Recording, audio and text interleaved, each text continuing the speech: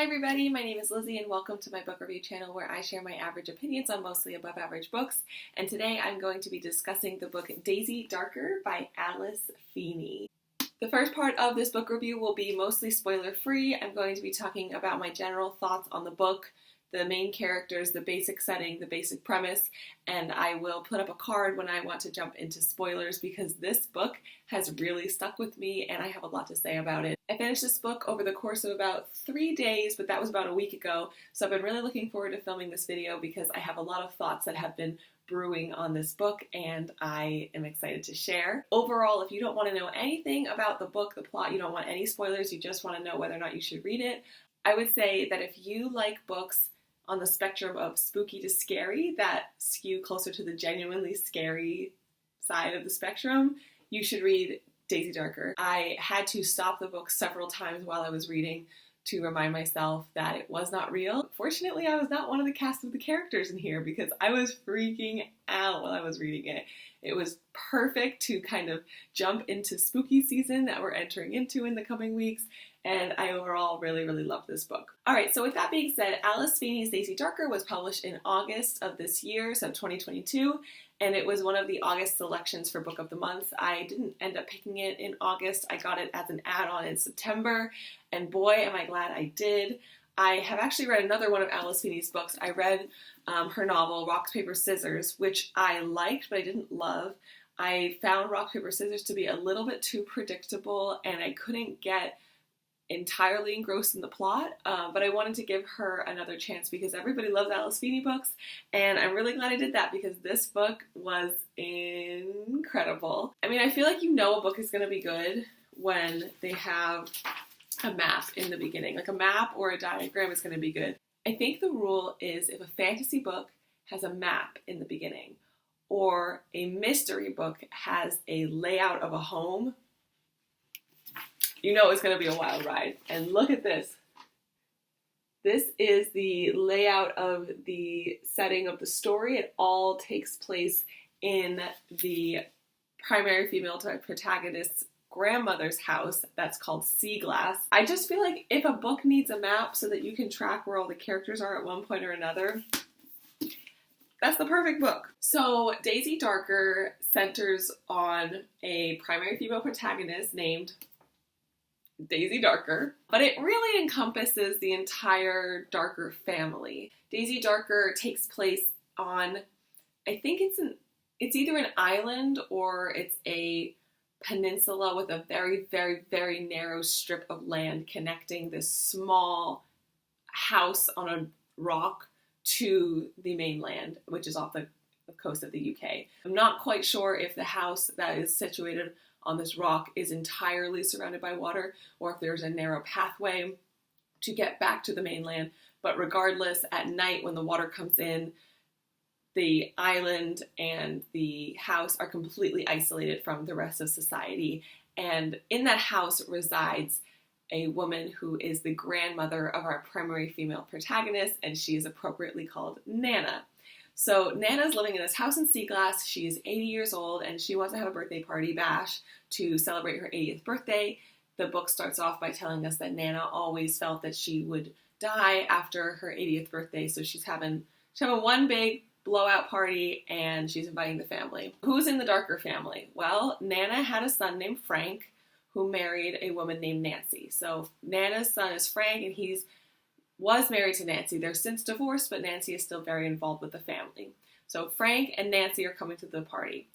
Frank and Nancy have 3 children. They have Rose, the eldest, who is the stereotypical eldest daughter archetype. She's very smart. She's a little bit closed in. She carries a lot of responsibility. She carries a lot of weight.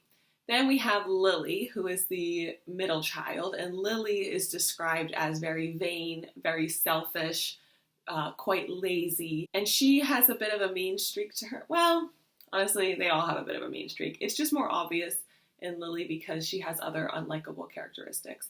And then the youngest is Daisy, and Daisy is our main protagonist. We see the story through the eyes of Daisy, and she's described by herself, to be fair, as someone who's been rather ignored by the family and cast aside. And that's in large part because Daisy has a heart condition that gave her a prognosis of only living through childhood, maybe early adulthood, but no one expected her to be living into her 20s, which she is. I think as a result of that, a lot of people in her family were hesitant to grow close with her. Except for Nana. She's very, very close with Nana, who Daisy feels always truly saw her as an individual and not just her medical diagnosis. But we also are viewing the story through Daisy's perspective, and I feel like whenever you involve any kind of family history, family drama, which there's a lot of in this story, you have to be really careful about the perspective you're hearing it from, because the person telling the story is also part of the family.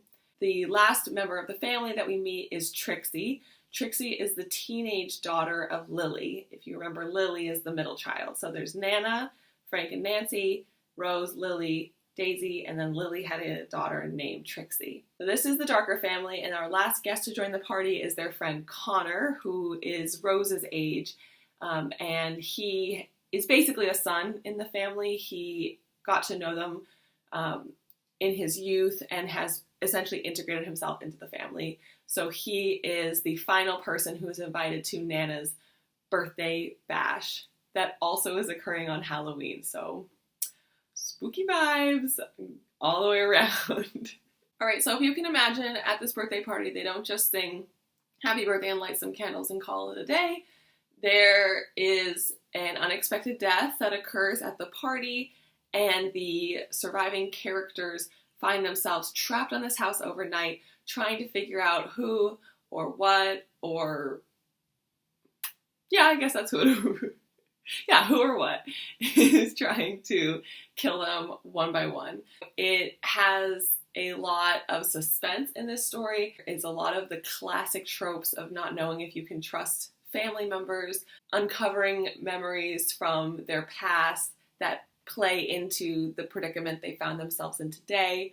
There's a lot of wondering where people are in the house when certain events have occurred, and there's overall just a lot of mistrust, a lot of seediness that pulls back the veil that the Darker family has cast over themselves to seem like they're just celebrating a birthday party. I love this book. There are a couple things in it that I'll talk about in the spoilery section that I felt like were a little bit not to my cup of tea.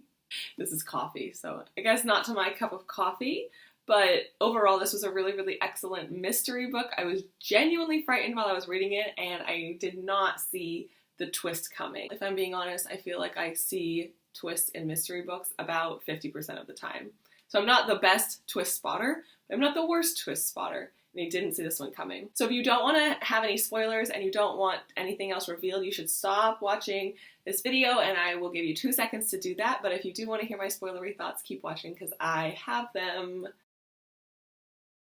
Alright, so let's talk about my spoilery thoughts on Alice Feeney's Daisy Darker. First and foremost, did not see it coming that Daisy was dead the whole time. I felt like I almost had it. Like, I'm kind of frustrated with myself that I didn't connect that she was not interacting with anyone other than Trixie. I feel like I almost had it, especially when Daisy was discussing the memory where the publisher of the book talked to her as a child and said to write her story down. And then the very beginning of the book has that little intro saying that they received this book and they know that the person who wrote it was dead. It felt like when you're trying to remember a dream and you wake up and the dream is fading and you just can't quite grasp it. That's how I felt with this twist in this book. I would think I was almost there, but it still blew my mind when we discovered that Daisy Darker was a ghost the whole time. Did not see that coming. Also, as a quick aside, I don't know if this happened to anyone else, but when I opened this book and I saw the fake note from the publisher, and then the character of the publisher, not Alice Feeney's publisher, I legitimately was like, I'm pretty sure that this is not about Alice Feeney, but I did Google to see if she was still alive because I thought there might be a chance that was the publisher of the book, which now that I say that out loud, that is so stupid. This book had me Had me confused the entire time. So good job, Alice Feeney. You got me. And anyway, now that I know that Daisy was a ghost the whole time, hats off to Alice Feeney. That totally blindsided me. I really genuinely didn't notice that no one else was interacting with Daisy. And I think that plays into what I mentioned earlier, in that when you're hearing a story from the perspective of a character involved in a family and they're discussing their family, it's so easy to get swept in the narrative that you're being told. And Daisy tells us over and over and over that her family doesn't pay attention to her, that her family ignores her, except for Nana and Trixie. And so when Rose and Lily and Frank and Nancy and Connor are not interacting with Daisy, I didn't notice that that was suspicious, especially because in between chapters we're being interwoven with memories from the past where Daisy genuinely is interacting with these characters. So I totally didn't pick up on that being a red flag or a signal that Daisy wasn't alive, and I thought that was an excellent twist. I feel like I want to go back and reread the book now to see how obvious it is once you know Daisy's not alive that no one's talking to her. I bet it's super obvious in the reread. But, oh, I got so spooked when I was reading that. Like, I had to put the book down and be like, your name is Lizzie. You don't live in the UK. You are probably not being haunted by a ghost. Probably. So that fun twist aside, though, the main thing that's sticking with me about this book is how dark it is. Like, truly, I did not like the characters of Rose or Lily or Connor or even Nancy or Frank that much. Like, they were fine, but they're not very likable people. And the end of the book had me feeling genuinely so bad for them. I don't know what the intention of Alice Feeney is in writing Nana and Trixie to have gone on a killing rampage of the entire family. Because yes, Lily and Rose and Connor did commit vehicular manslaughter, maybe homicide. I don't know what degree that is, but maybe homicide in the degree where you didn't plan and didn't mean to kill the person, but you kind of did. Yeah, I think that they're probably guilty of those charges. They did run her over with a car and throw her off a cliff, but they thought she was dead when they threw her off the cliff, and they didn't mean to hit her with a car. I'm not trying to make excuses for them, but these are 3 teenagers who made a terrible decision and then did not take accountability, and then their parents covered it up for them.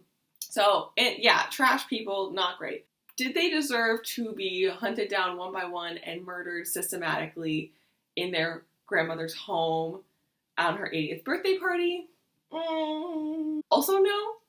I feel like the whole Darker family is just twisted and a little bit deranged and doesn't know how to handle conflict resolution. And maybe that's the point. Maybe Daisy is so engrossed in her family and so enmeshed with these characters that she can see Lily, Rose, even Connor to some degree, and her parents in one category as like bad or antagonistic. And then the family members that she loves, Trixie and Nana, she views them as people who are on her side and are good people. She's a lot more forgiving of the mistakes or crimes that they commit than the other group in the family. And maybe that's the point. Maybe the point is about how you only see certain family members from a particular lens based on your existing relationship with them. And not to say that Daisy co-signed on the family murders, because she did say that she didn't think she'd be able to look at Trixie the same again, but she wasn't that mad. She was sad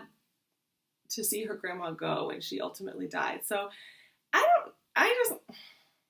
don't know what's going on with this family, but the ending had me feeling bad for the people who Nana and Trixie murdered. A little bit of an overreaction. And then my only major bone to pick with this book is I really don't like in mystery books where someone is declared to be dead and then they come back later like, ah ha ha, I wasn't dead, I was just holding my breath and slowing my pulse down the whole time. I feel like if somebody checks a pulse in a book, listens for breathing, listens for a heartbeat, and they don't hear anything, that person better stay dead. I think it's a cheap trick to tell the reader that you can count this as information when you're trying to deduce who is involved in a plot, to be like, They weren't dead. They were just sleeping the whole time. Okay, but Rose is a veterinarian. She should probably be able to tell when someone is actually alive or dead.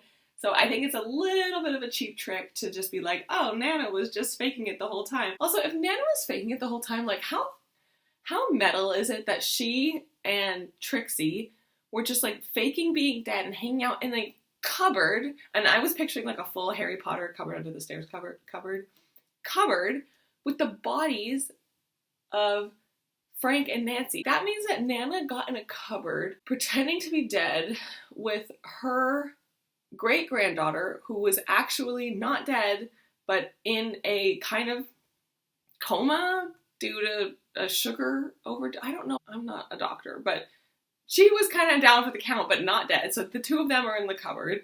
And then the corpses of Nana's son and daughter-in-law are just jammed in there too.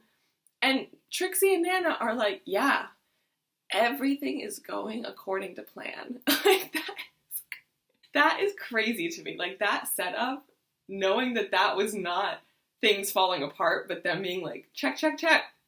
My plot is going perfectly. That is crazy. This family is wild. Anyway, so overall, this book totally scared me, totally surprised me, did not see the plots coming. It's a little bit ridiculous at times how far this family takes things, but hey, it is a mystery book. It's a murder story. I absolutely loved it. Good job, Alice Feeney. I will read any other book that you publish, and if you are watching and you're enjoying my book review or my thoughts, please feel free to like or subscribe to my channel, and I will see you later. Bye!